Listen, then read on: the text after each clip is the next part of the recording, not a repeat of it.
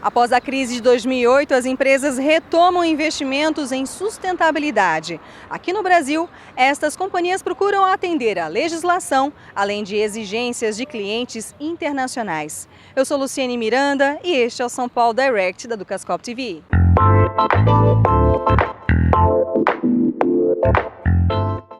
Eu converso agora com o advogado Eduardo Felipe Matias, especialista no assunto. Que tipo de empresa procura esse tipo de investimento?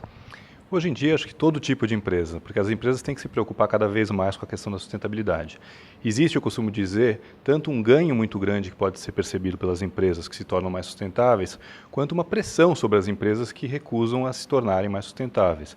Então, existe sim uma pressão grande, a pressão vem da regulação, que começa a se tornar mais rigorosa, dos consumidores, que começam a se tornar mais exigentes e ecologicamente mais conscientes. Vem também das outras empresas que já passaram por esse funil da sustentabilidade, perceberam que ela é uma tendência inevitável e começam a pressionar os seus fornecedores para que eles também sejam mais sustentáveis. Mas tem também a questão do ganho. A sustentabilidade pode sim trazer benefícios para a empresa. Ela traz redução de riscos, ela traz redução de custos. Quando a gente fala em ecoeficiência, o que significa ecoeficiência? Significa que você reduz o desperdício. Se você tem poluição, se você gera muito resíduo, é porque existe desperdício. Ao você ser mais ecoeficiente, significa que você está eliminando esse desperdício. Então, é positivo. Você tem ganhos de reputação muito grandes, porque se existe um movimento, se existem consumidores mais conscientes, a reputação da empresa ganha a partir do momento em que a imagem dela é de uma empresa sustentável. Você tem ganhos de recursos humanos. Por que eu digo que tem ganhos de recursos humanos? Porque quando você tem um empregado que vê na empresa uma finalidade maior do que simplesmente a de obter lucros, normalmente esse empregado vai ser mais engajado.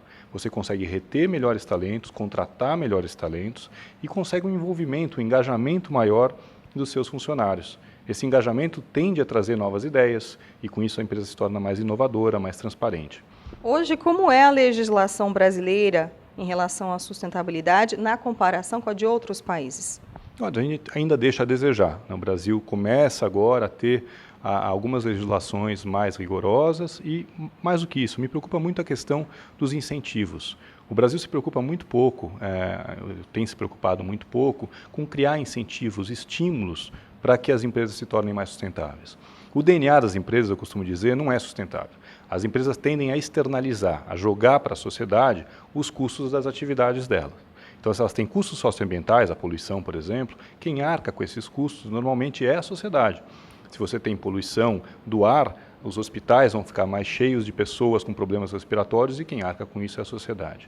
Então, para que as empresas comecem a internalizar esses custos, é preciso criar incentivos para que isso aconteça. É preciso criar controle, mas também incentivos. E aí eu acho que a gente peca um pouco. O Brasil teve algumas oportunidades já ao, por exemplo, incentivar a indústria automotiva, em que poderia se preocupar não só com a retomada da atividade industrial, mas também com que essa retomada seja feita de uma forma mais verde. Aliás, historicamente, não só o Brasil, muitos países perderam a oportunidade de transformar a crise de 2008 numa oportunidade de uma nova economia mais sustentável. Hoje vivemos uma grande crise da água.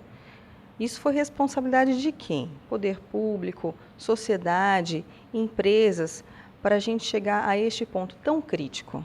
Olha, eu costumo dizer que todos nós temos uma parcela de culpa e quando a gente fala em sustentabilidade, não é um só ator que vai resolver. A globalização levou a que vários atores ganhassem importância. As empresas transnacionais ganharam importância, as organizações não governamentais ganharam importância. Sem dúvida, você tem organizações internacionais que também têm um peso que não existia antes. Muito bem. Se todos têm responsabilidade, todos têm que se esforçar para resolver o problema. Eu falo muito em círculo virtuoso da sustentabilidade no meu novo livro, A Humanidade contra as Cordas. Esse círculo virtuoso depende da ação desses diversos atores. Então, é possível também dizer que esses diversos atores contribuíram para isso. O próprio modelo econômico no qual a gente vive contribui para a escassez de recursos. A gente tende a pensar em curto prazo. A gente esquece o longo prazo, esquece o planejamento de longo prazo. E a crise da água mostra exatamente isso. A gente tem uma população crescente, um consumo crescente, muito desperdício. A gente olha para aquele recurso, que é um recurso que pode se tornar escasso, como se ele fosse abundante e eterno. E, de fato, se a gente não cuidar desse recurso como um recurso escasso, ele vai faltar. E aí está a lição. Ele vai faltar não só porque faltou chuva, e faltar chuva também tem um pouco a ver com mudança climática, e essa é uma questão relevante que a gente tem que levar em conta. Bom, então tem duas pontas aí do problema, existe uma mudança climática, mas existe um modelo que também desperdiça muito recurso natural. Então, mais uma vez aí, culpa do governo que não cria incentivos para que esse recurso não seja desperdiçado. Culpa nossa que desperdiçamos o recurso. Acho que todos estão envolvidos. Hoje o recurso que falta é água. Algum outro recurso natural que pode vir a fazer falta no futuro e as pessoas hoje não estão tendo cuidado? Existem vários recursos, né? A gente está falando de recursos, mas existe a biodiversidade também, que vem sendo destruída a um ritmo nunca antes visto. Então, a partir do momento que a gente destrói a biodiversidade que existe nas nossas florestas, a gente pode estar destruindo a cura de uma doença, a gente pode estar destruindo um produto revolucionário. Então, existe sim um consumo desordenado do planeta. Hoje existe um conceito que se chama pegada ecológica, que mostra quanto que a gente usa do planeta para absorver os nossos resíduos e para produzir aquilo que a gente consome. E hoje essa pegada ecológica é 1,5 vezes maior do que a capacidade do planeta de produção de recursos. Então a gente está consumindo 1,5 planeta, a gente precisaria de mais meia Terra para nos atender. Isso é ano a ano. Então existe sim uma escassez grande de recursos. Agora, talvez o recurso mais importante que a gente está, de alguma forma, desperdiçando é o ar puro. É o ar que não tenha gases de efeito estufa. Porque os gases de efeito estufa estão provocando, isso é inegável, provocando uma mudança climática. E essa mudança climática vai ter efeito sobre a nossa forma de vida, sobre a nossa forma de organização como sociedade e econômica. Efeitos econômicos profundos. Então, se a gente não investe um pouco agora em tentar conter essas emissões de gases de efeito estufa, existe toda uma discussão na ONU sobre isso, mas essa discussão tem que ser trazida para as empresas também. Porque, ao controlar suas emissões, as empresas vão estar contribuindo para que esse problema que as afeta diretamente não aconteça. Então, esse é o problema que a gente não pode ignorar. Quando uma empresa procura o senhor e aqui o escritório, quais são as primeiras mudanças? Que tipo de consultoria vocês prestam? Como é que começa esse tipo de trabalho? Veja, o escritório trabalha com direito empresarial, né?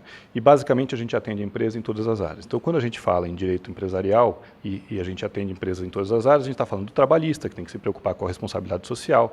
O trabalhista, ele está diretamente envolvido com a questão da responsabilidade social.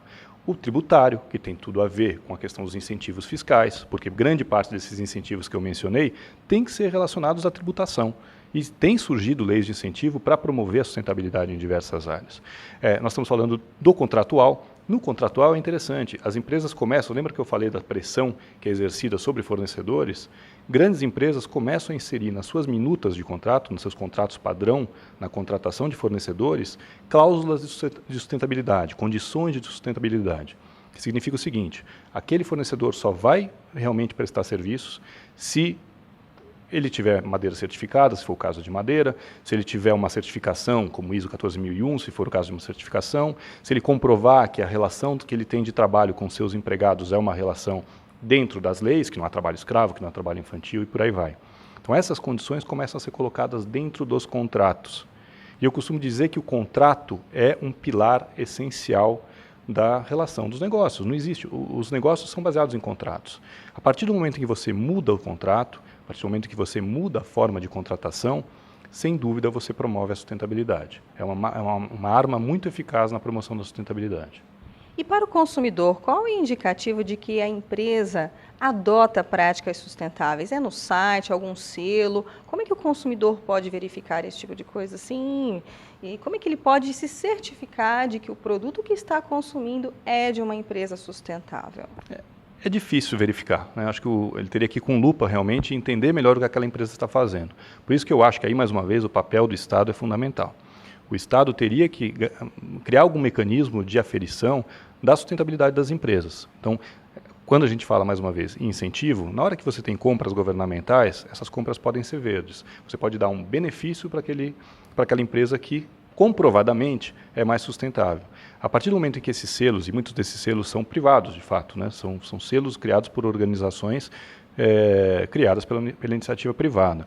A partir do momento em que você tem um controle melhor, selos mais confiáveis, você tem condições de avaliar como que aquela empresa está de fato atuando. Existem os relatórios de sustentabilidade, que estão se tornando uma tendência. Então as empresas chegam ao final do ano e falam, olha, isso é o que eu faço na área da sustentabilidade. Eu tenho tais projetos sociais, tais preocupações ambientais. O consumidor vai ficando cada vez mais ciente disso, vai ficando cada vez mais preocupado com isso. Agora, é um movimento que está apenas começando. Muito obrigada pela sua participação aqui na Ducascope TV. Obrigado a vocês, foi um prazer. Luciane Miranda, para o São Paulo Direct da Ducascope TV.